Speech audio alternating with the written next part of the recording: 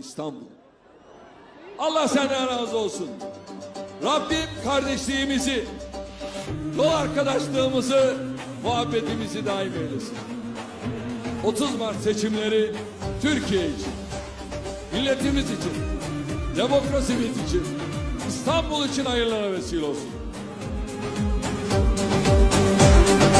Ezilenlerin gür sesidir o, suskun dünyanın gür sesidir o. Göründüğü gibi olan gücünü milletten alan Recep Tayyip Erdoğan. Göründüğü gibi olan gücünü milletten alan Recep Tayyip Erdoğan.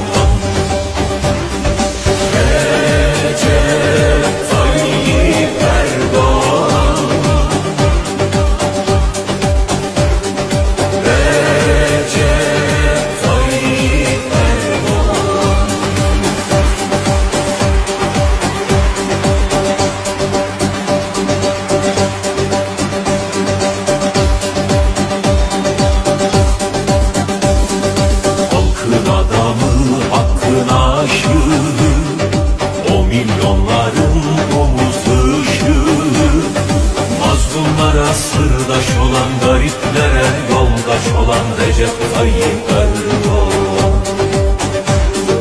Mazlumlara sırdaş olan, gariplere yoldaş olan Recep Tayyip Erdoğan.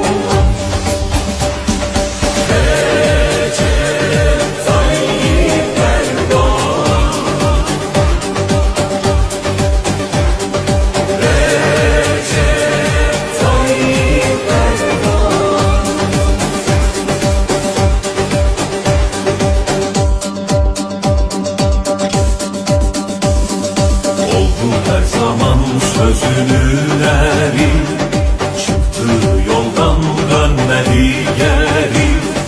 Kararlıdır davasında, anaların duasında Recep Tayyip Erdoğan. Kararlıdır davasında, anaların duasında Recep Tayyip Erdoğan.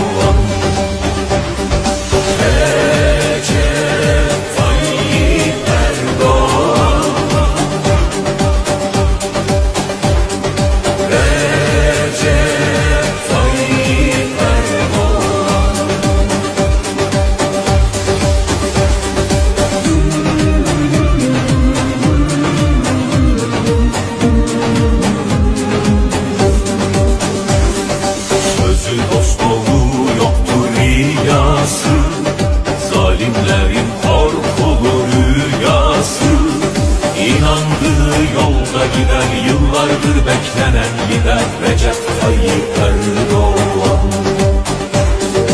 İnandığı yolda gider, yıllardır beklenen lider Recep Tayyip Erdoğan. Minareler zincir,